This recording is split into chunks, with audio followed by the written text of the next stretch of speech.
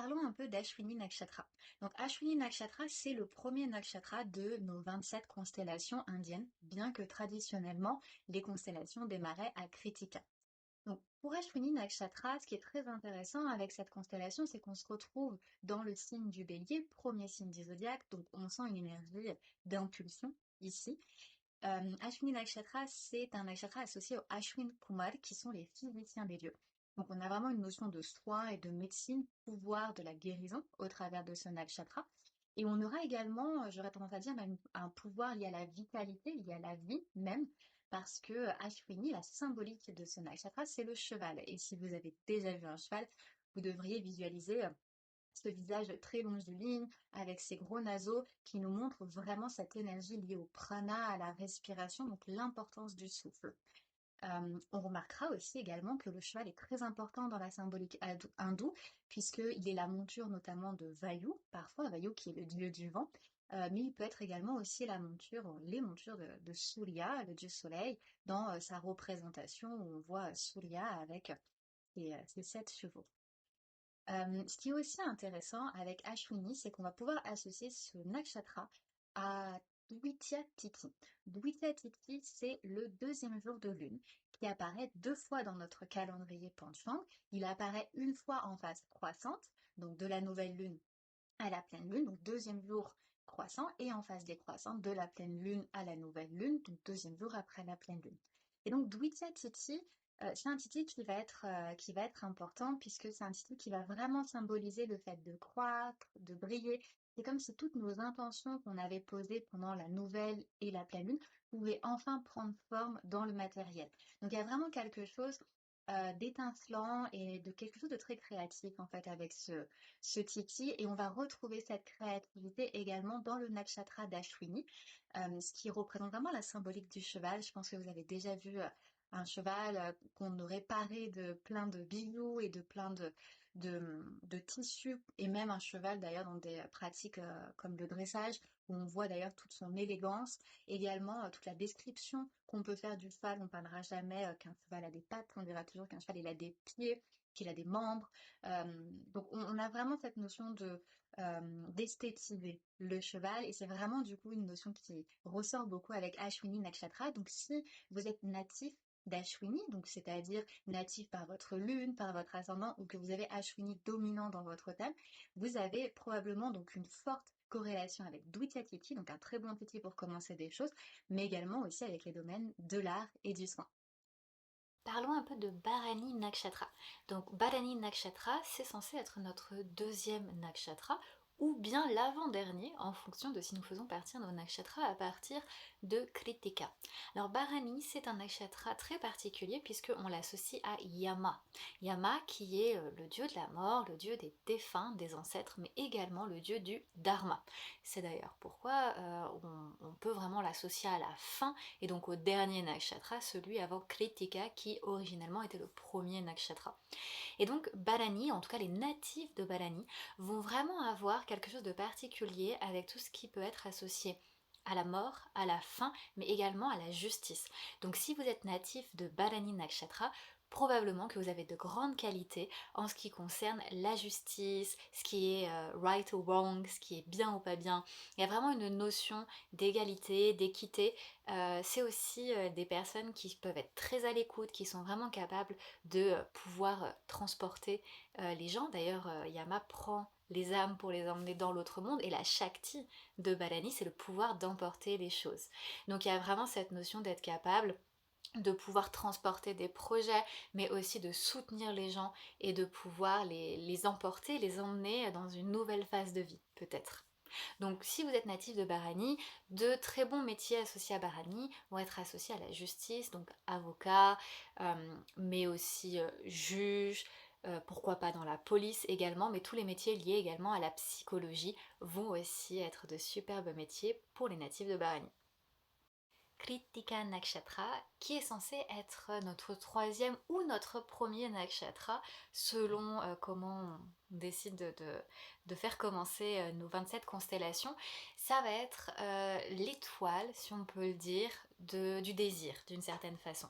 C'est une étoile qu'on va retrouver, une constellation qu'on va retrouver entre les signes du bélier et du taureau. Donc ici, on a la transition au Sandhi entre ces deux constellations, et le bélier symbole de passion, le taureau symbole plutôt de luxure et d'amour, peut du coup nous donner ces indications liées à Kritika qui peuvent être associées au désir. Désirer des partenaires qui sont pas disponibles, donc qui sont déjà pris, ou en tout cas avoir toute une panoplie de désirs. On va associer Kritika au feu, à ce qui brûle, donc on parle souvent de passion brûlante. Bon, ça peut vraiment ressortir avec Kritika. Outre cette association liée à la luxure, Kritika, c'est vraiment un nakshatra avec cette notion de couper. Donc les natifs de Kritika peuvent avoir un esprit très tranchant. C'est idéal pour des métiers liés à l'ingénierie, par exemple, où l'esprit, en tout cas, a besoin d'être perspicace, pointu, et dans lequel on a vraiment besoin d'avoir cette énergie du feu mise en mouvement. Pour Rohini Nakshatra, le thème va vraiment être l'amour et pourquoi pas même la jalousie. On sait que Rohini, c'est la constellation favorite de la lune, Chandra. Donc c'est d'ailleurs le lieu d'exaltation de la lune, puisque la lune est exaltée en taureau et Rohini se trouve pile poil dans ce signe du zodiaque, dans ce rashi. Ici, c'est très intéressant parce que la lune a été maudite par Daksha, le père des 27 nakshatras, pour du coup avoir donné toute son attention à Rohini, au lieu d'avoir consacré un temps égal à toutes ces femmes, donc aux 26 autres femmes. Ce qui d'ailleurs a rendu les autres femmes de la lune jalouses, puisque la lune, Chandra, passait tout son temps chez Rohini. Donc c'est très intéressant parce que un des thèmes fondateur et fondamental pour les natifs de Rohini, ça peut être la possession, l'attachement, l'amour, alors également la créativité et la beauté, parce que ce qui a fait que Chandra était amoureux de Rohini passionnément, c'était parce qu'elle avait toutes les qualités qu'un homme pouvait désirer, la beauté, la grâce, etc. Et donc c'est super intéressant parce que on sait que pour les natifs de Rohini, on peut avoir du coup cette tendance soit à la jalousie, soit à la possession, en tout cas quelque chose de très matériel, ce qui reflète vraiment bien du coup l'énergie du taureau, l'énergie très vénusienne du coup, parfois trop matérielle mais en même temps aussi très créative. Une constellation qu'on peut associer au TDAH, alors je mets des gros guillemets ici puisqu'on ne fait pas de diagnostic, mais une constellation indienne qui peut refléter certaines qualités liées du coup à ce trouble qui en fait peut-être n'en est pas tant un que ça, c'est Mrigashira ou Mrigashirsha. Mrigashira, c'est super intéressant parce que c'est un nakshatra qu'on va retrouver entre la constellation du taureau et du gémeaux. Donc on est ici à la fois dans le côté de la beauté, mais aussi dans le côté de l'intellect avec le gémeaux. Et on est sur un nakshatra qu'on associe à Mars. Donc on a vraiment cette énergie de l'impulsion. Et moi j'adore ce nakshatra parce que il a cette capacité de pouvoir mixer les choses ensemble. C'est-à-dire que Mrigashira a la capacité de pouvoir prendre A, B et C et de les unir ensemble pour en fait en extraire ce dont le natif de Mrigashira a besoin. Donc c'est un nakshatra qui est idéal, notamment si vous faites de l'astrologie, parce que ça vous permet de prendre à la fois les compétences de l'astrologie, mais également aussi de l'Ayurveda. Également, c'est un super nakshatra pour tout ce qui peut être de l'ordre des plantes, des herbes qu'on a mixées ensemble. Moi, c'est une constellation que j'apprécie beaucoup parce que les natifs de cette constellation ont la capacité de pouvoir travailler sur plusieurs plans en même temps et de pouvoir en extraire le meilleur. Ce qui en fait d'ailleurs d'excellents praticiens d'urgence. C'est des gens qui travailleront extrêmement bien dans des situations comme les urgences à l'hôpital, ou en tout cas dans des choses qui vont nécessiter de prendre diverses compétences et de les mettre en application ici et maintenant rapidement.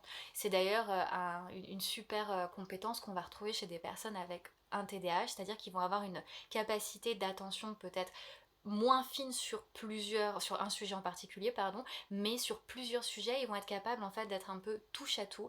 Et finalement, c'est leur grande force en fait, c'est de pouvoir avoir cette vision globale, de prendre tout ça et de pouvoir le mettre en pratique avec une forme d'impulsion.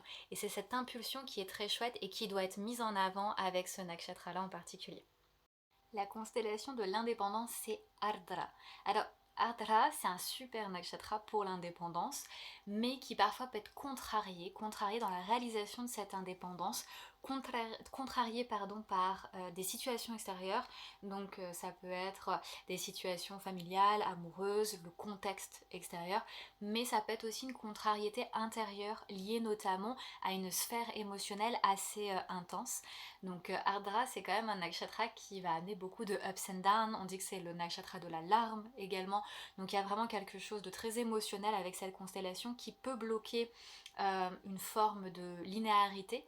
Cependant, ça en fait des excellents chamans parce qu'il y a cette capacité de traverser les orages et les tempêtes. Ils font aussi d'ailleurs d'excellents pilotes. Donc Ardra n'a pas forcément toujours la capacité d'être indépendant, donc c'est des natifs qui peuvent cumuler deux jobs, un job salarié et puis un job indépendant à côté pour du coup s'autoriser cette liberté tout en ayant une forme de structure. Pour Navasu, c'est la constellation la plus auspicieuse après Rohini, ou voire même peut-être avant Rohini, parce que Purnavasu est associé à Aditi. Donc il y a vraiment ici une notion de capacité à la manifestation. On se retrouve d'ailleurs dans la constellation du Gémeaux avec Purnavasu. Donc il y a une notion de pouvoir mental qui va ressortir. Et c'est vraiment une constellation qui est très très auspicieuse, associée à la prière en particulier. Donc les natifs de Purnavasu en général vont avoir une grande capacité de visualisation et de pouvoir manifester ou en tout cas créer ce qui les aspire, ce à quoi ils désirent.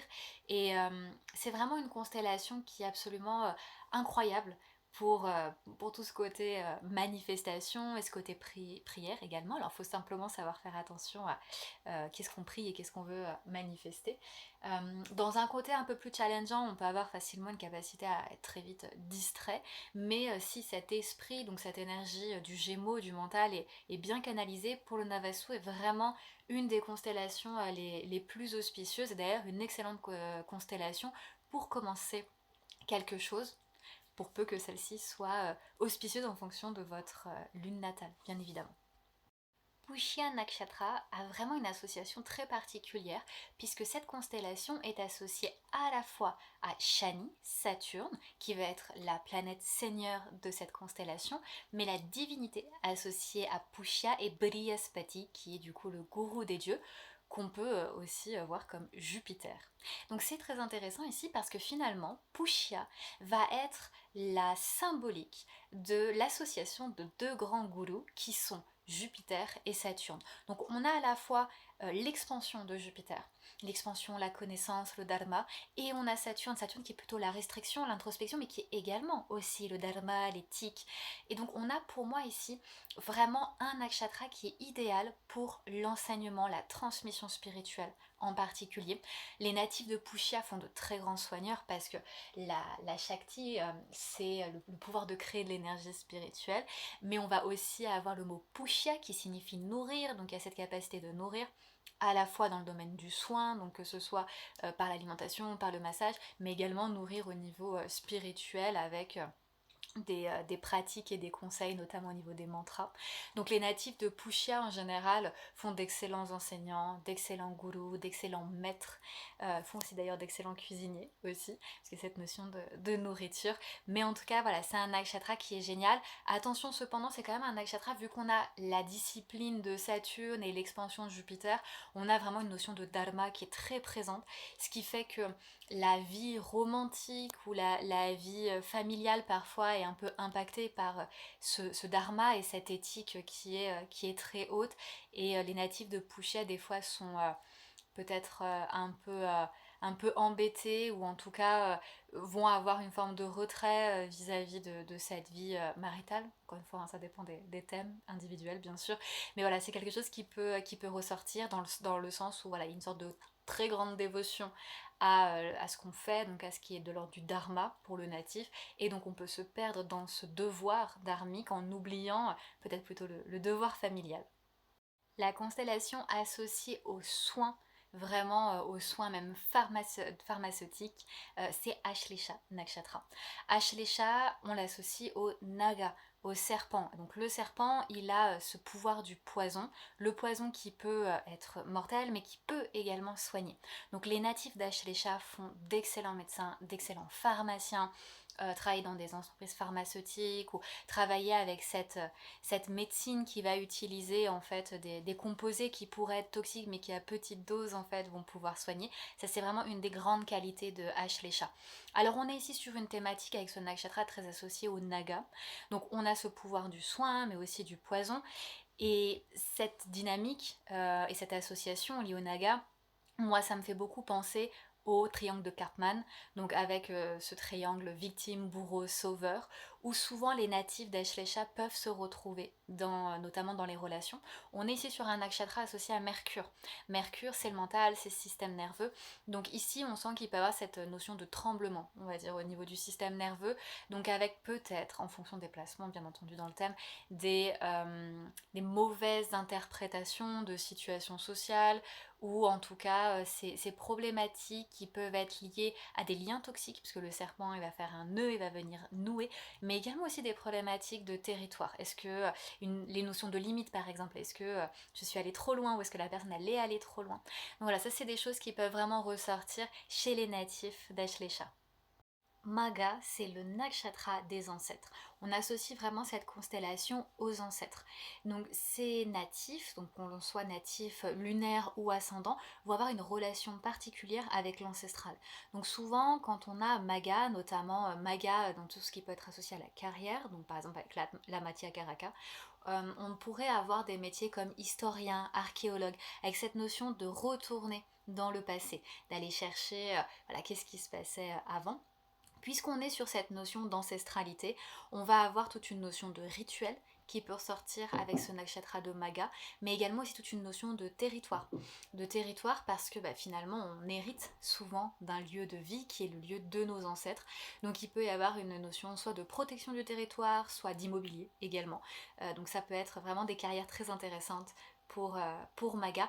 Et toute la sphère du rituel aussi va être très importante. Maga, pardon, c'est un des nakshatras qui va être très personnalité de type A, c'est-à-dire très perfectionniste. On est sur un nakshatra de Ketu, donc on est vraiment sur un nakshatra très pointilleux. D'ailleurs, ce nakshatra, comme Ashlesha, en fait, fait la jonction entre le signe du Cancer et le signe du Lion. Ce qui en fait ici du coup une constellation transit, on va dire un Sandhi, voire même ici un Gandanta, un transit d'un signe d'eau, le Cancer, à un signe de feu. Donc que ce soit Ashlesha ou Maga, on a ici du coup cette notion de on va dire de transfert ou de mue, parce que si on reprend Maga, on va être sur l'histoire du serpent, de la mue. Donc on est vraiment ici du coup sur une mue, on passe peut-être d'un côté un peu plus émotionnel à quelque chose d'un peu plus, alors pour le coup ancestral, mais aussi de quelque chose peut-être d'un petit peu plus radiasique plutôt que tamasique par exemple. Purva Falguni, c'est le nakshatra de l'indépendance, de la créativité. C'est un nakshatra qu'on associe à Bhaga, le dieu de la richesse. Moi, personnellement, c'est le nakshatra que j'appelle le nakshatra Kim Kardashian. Tout simplement parce qu'il me semble qu'elle a sa planète de la carrière en Purva Falguni. Et Purva Falguni, c'est vraiment un nakshatra qui est associé à Vénus. Donc il y a vraiment toute une notion de beau, de créativité, de luxure également. Ce qui peut amener du coup à des métiers liés à la reconnaissance, à l'image publique, mais aussi à beaucoup d'indulgence. Donc c'est une constellation qui peut amener vraiment une notion du beau, une capacité à voir le beau, mais faire très attention du coup à ne pas se laisser happer dans cette forme de confort, si on peut le dire comme ça, qui viendrait un petit peu dénaturer, voire engluer finalement les natifs de Purva Falguni. Uttara Falguni est associé à Aryaman, qui est le dieu des patronages. Et ça nous en dit déjà long en fait sur les qualités de cette constellation, parce que Uttara Falguni c'est vraiment le nakshatra pour les matchmakers. Donc si vous avez un ami dans votre entourage qui est Uttara Falguni, demandez-lui conseil dans vos dates et dans vos rendez-vous parce que c'est vraiment un nakshatra qui est capable de voir qui fera un bon couple avec qui va bien avec qui. Donc c'est vraiment la super constellation pour travailler avec des unions, même pour être organisateur ou organisatrice de mariage. Il y a vraiment cette notion de mettre les gens en contact.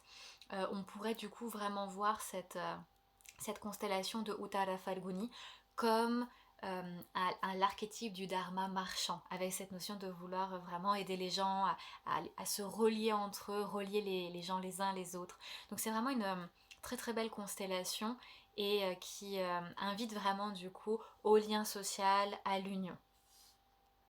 Hasta Nakshatra, c'est le nakshatra de la main. Donc cette constellation est associée à tout ce qui va être relié à la main, donc à l'artisanat, également à la chiromancie aussi. Et Hasta, c'est la constellation associée au soleil, à Surya. Donc il y a une notion d'énergie solaire dans cette constellation et également une notion de mantra. Parce que le soleil, on va dire que le père de tous les mantras, c'est la Gayatri. Et donc il y a vraiment cette notion d'énergie solaire et donc d'énergie liée à la pratique de mantra, particulièrement quand le seigneur de la cinquième maison est associé à Asta ou qu'on a une planète placée dans la maison 5 en Asta, puisque la maison 5 c'est la maison des mantras et notamment également de l'Ishta Devata. Donc Asta a vraiment cette notion de toucher, donc le toucher de guérison, donc ça peut également passer par les massages, tout comme ça peut passer du coup par la chiromancie, si on a une dominance de Asta dans le thème et particulièrement quand ça implique la maison 2, on peut être de très bons astrologues et notamment aussi de très bons devins, notamment pour lire tout ce qui est relié aux lignes de la main. Donc c'est vraiment une constellation qui est super intéressante pour toutes les pratiques ésotériques mais également pour toutes les pratiques manuelles. Donc vraiment Asta a de très très grande qualité en ce qui concerne la main. Chitra Nakshatra est souvent un nakshatra qu'on associe à des vies passées liées au yoga. C'est une des constellations les plus bénéfiques avec Rohini et Purva Falguni. Et Chitra a vraiment une notion liée à l'architecture.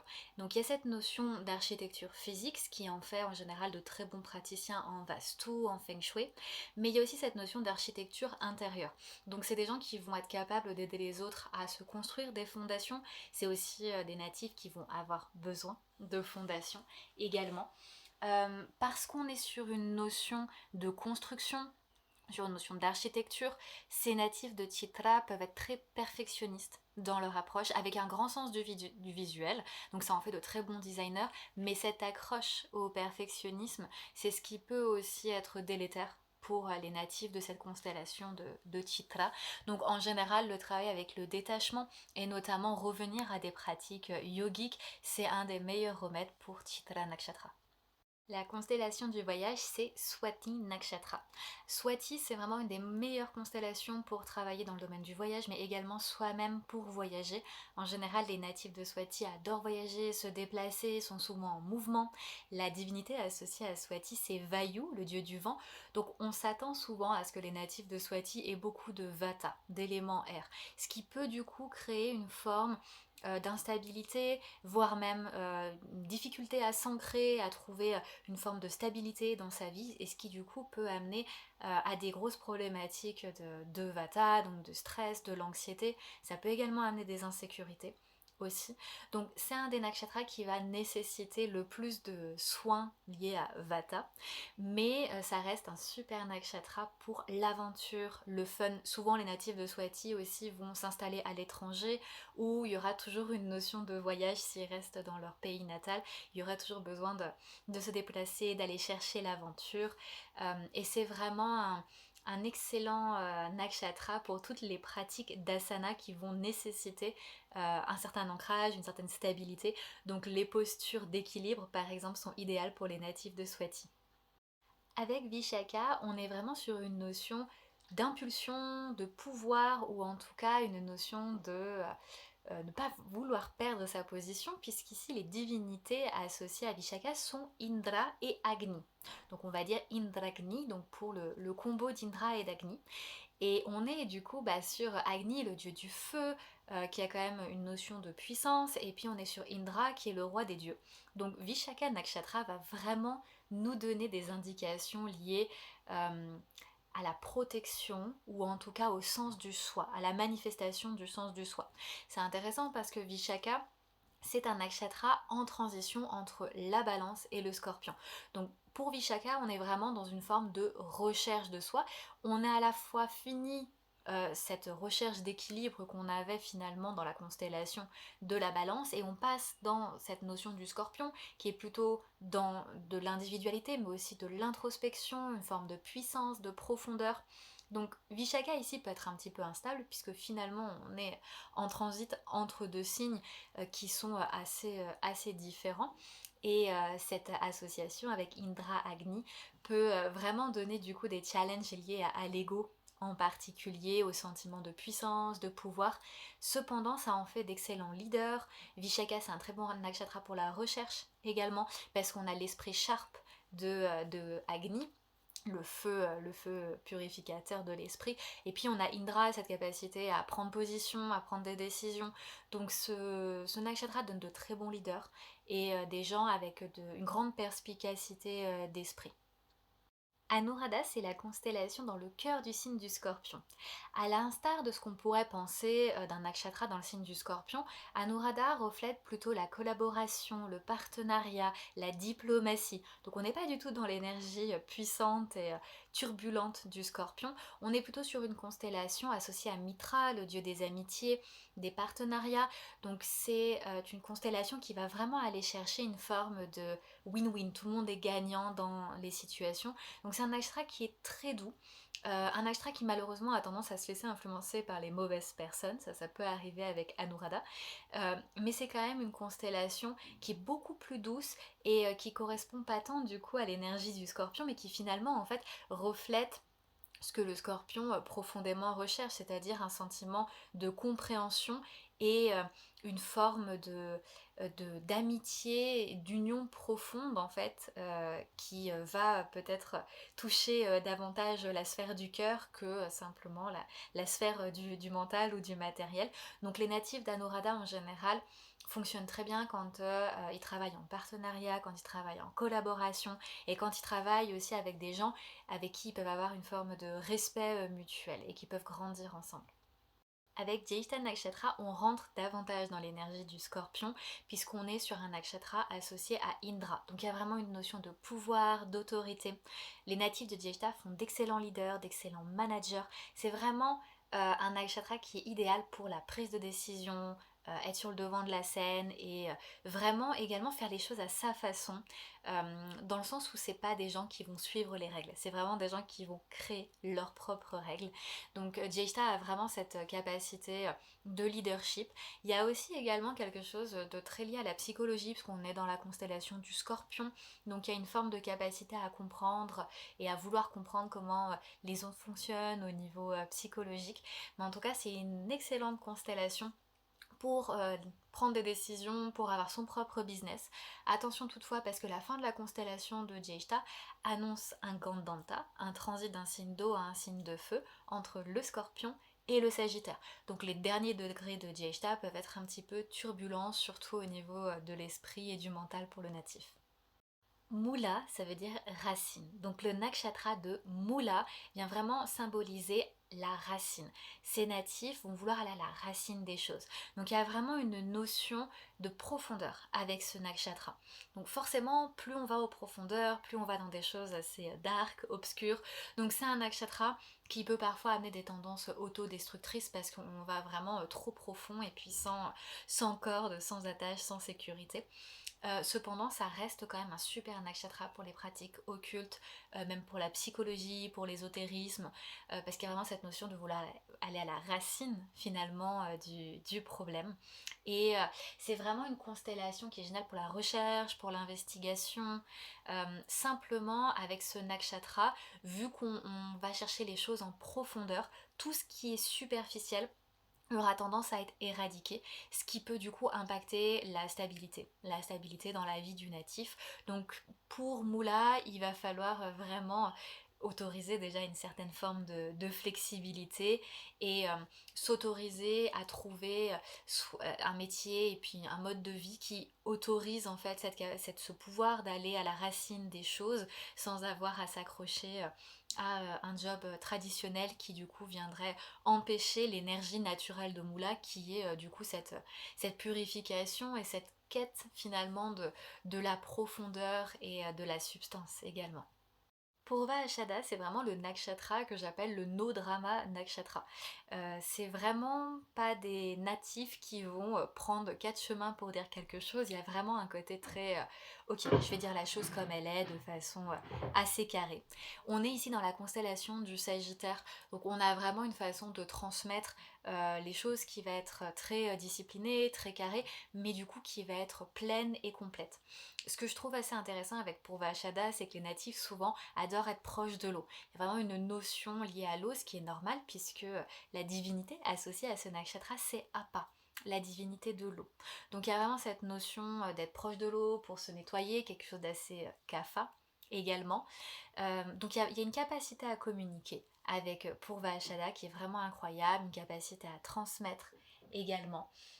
Capacité à débattre aussi parce qu'ils ont une très bonne façon d'argumenter. Ils sont à la fois droits et justes dans leur façon de parler. Il n'y a pas de fioriture et donc du coup ils sont capables d'aller à l'essentiel. C'est vraiment une grande qualité chez ces natifs.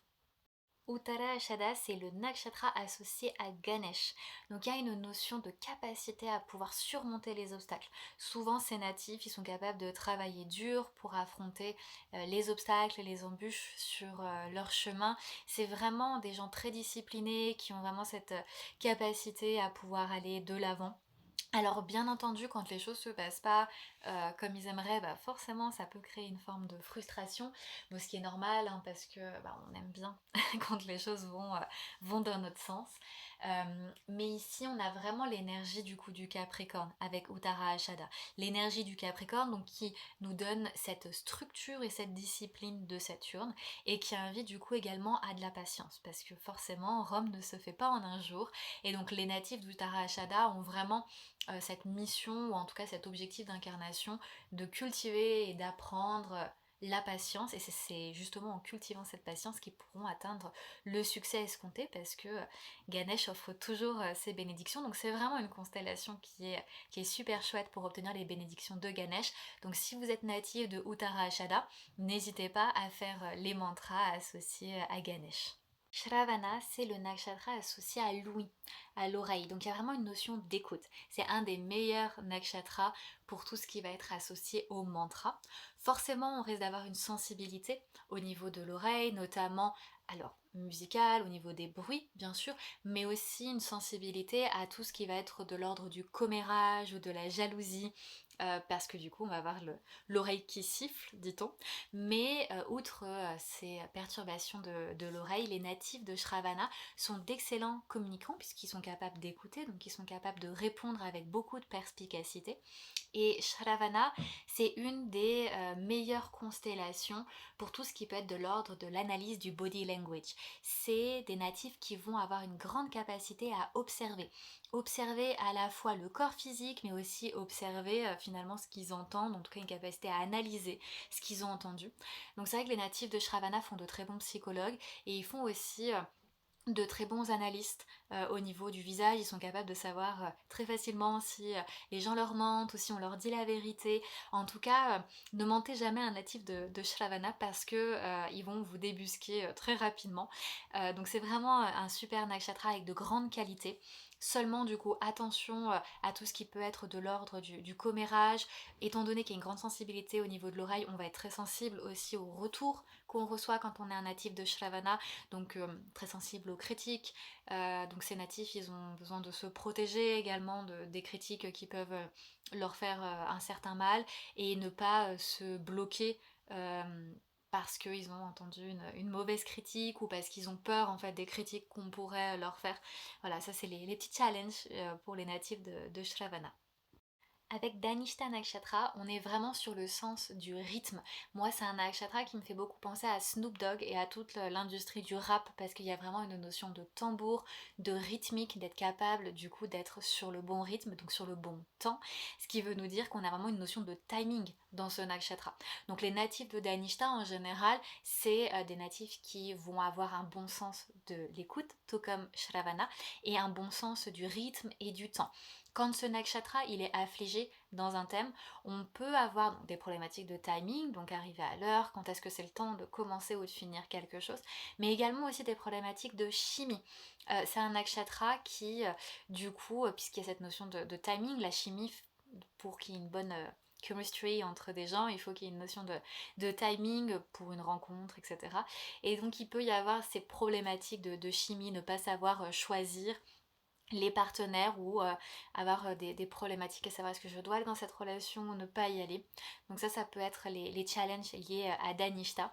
Donc si c'est votre nakshatra lunaire ou d'ascendant, n'hésitez pas à avoir des pratiques liées à la rythmique. Donc des pratiques que ce soit musicales, mais aussi des pratiques vocales qui peuvent être liées à cette notion de rythme ou tout simplement travailler avec le temps. Shatabisha, c'est un des nakshatras associés aux soins et avec une association avec les chevaux, tout comme Ashwini. Donc il y a une notion d'énergie, il y a une notion de soin avec Shatabisha, puisque d'ailleurs le pouvoir de ce nakshatra, la Shakti, c'est le pouvoir de la guérison. Donc on est vraiment sur un nakshatra qui est idéal pour toutes les pratiques de soins. Maintenant, on est sur un nakshatra qui peut parfois avoir tendance à éviter les choses que le natif devrait faire. Par exemple, notamment pour être en bonne santé, je devrais manger tel ou tel aliment pour être en bonne santé, mais à la place de ça, je préfère aller au restaurant ou manger un fast-food, etc. Donc on est vraiment en fait ici sur ce nakshatra sur ok, où est-ce que j'arrive à étendre ma spiritualité? Est-ce que j'arrive à manifester cette forme de spiritualité dans toutes les sphères de mon existence, même dans les sphères avec lesquelles j'ai le plus de résistance? Donc on est sur un nakshatra qui nous demande finalement de ne pas être une victime et du coup d'accepter et de vivre cette forme de résilience. Bhadrapada, c'est un des nakshatras pour le mannequinat, pour l'œil artistique, la décoration, le vastu, tout ce qui va être associé à la beauté. Souvent, les natifs de Purva Bhadrapada ont un excellent œil pour tout ce qui est de l'ordre du beau, de la décoration. Donc c'est vraiment des gens qui vont avoir une capacité à travailler dans les domaines créatifs. C'est vraiment un super nakshatra également pour la philosophie.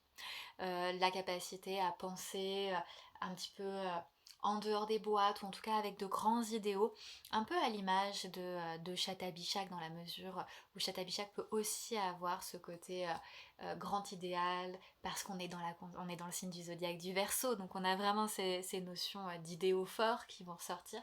Mais avec Purva Bhadrapada, il peut avoir une notion aussi de quelque chose de non conventionnel, donc on est vraiment dans le côté un peu plus, à dire, outsider de la constellation du Verseau.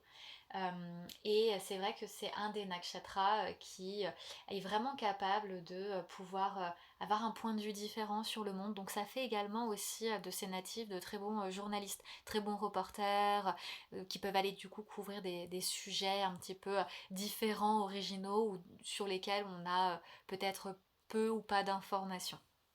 Le 26e nakshatra, Uttara Bhadrapada, est associé à Saturne et également à la pluie. Il y a vraiment ce truc avec Uttara Bhadrapada d'être capable d'apporter la pluie. Alors autant on pourrait le dire sur le côté physique, mais également sur le côté métaphorique. Apporter la pluie, c'est la capacité à nourrir du coup ceux qui en ont besoin. Donc il y a vraiment quelque chose de très compassionné, de très doux chez ces natifs. On retrouve forcément cette énergie un peu chamanique, comme avec Ardra, où là on va avoir vraiment cette notion de pouvoir contrôler les éléments, une notion, alors avec Ardra c'était la larme, et ici avec Uttara Bhadrapada on est sur cette notion de pluie, donc vraiment quelque chose d'associé au temps, le temps qui est extérieur mais qui est aussi intérieur. On est sur une forme un peu plus mature de Purva Bhadrapada, donc avec une plus grande capacité à comprendre certaines déceptions, liées au monde et également avec une capacité à résoudre des problèmes, ce qui en font aussi également de très bons manifesteurs, parce qu'ils sont capables de voir où est-ce qu'ils sont bloqués et comment est-ce qu'ils peuvent changer les choses, donc à la fois au travers de leur esprit, mais aussi sous la forme d'une action concrète, puisqu'on reste du coup quand même sur une constellation associée à Saturne. Notre dernier nakshatra, c'est Revati. Revati, c'est un des nakshatras qu'on va associer à Mercure. Donc il y a vraiment quelque chose lié au mental, mais également lié aussi aux soins, puisqu'on se retrouve dans la constellation du Poisson. Pour les natifs de Revati, il va y avoir toute une notion de soin, puisque la divinité associée à Revati, c'est Pushyan. Donc il y a une notion de soin, mais il y a aussi également une notion de voyage. On est dans la constellation du Poisson, donc ça peut être naviguer, par exemple, mais sinon ça peut être traverser un océan pour aller immigrer dans un autre pays. En tout cas, avec Revati, la notion de pédiatrie, d'infirmerie, c'est quelque chose qui peut ressortir. Mercure étant la planète liée aux enfants, souvent le travail du coup avec les enfants ou le soin des enfants peut ressortir. Revati, c'est intéressant parce qu'on est du coup sur le dernier nakshatra, en tout cas dans le signe du Poisson, avant de rentrer de nouveau dans le signe du Bélier et dans le nakshatra de Ashwini. Ce qui en fait du coup un point de transit important, un Gandanta, encore une fois un transit d'un signe d'eau à un signe de feu, ce qui fait que les derniers degrés de Revati, mais également les premiers degrés d'Ashwini, seront plus tumultueux, puisque là on termine finalement un cycle entre Revati et Ashwini. On est dans le Poisson, dernier signe du zodiaque, et on passe dans le premier signe, Ashwini, donc on est finalement à la fin d'un cycle et au début d'un nouveau, ce qui du coup en fait peut perturber ou en tout cas amener une certaine instabilité dans l'incarnation chez certains actifs.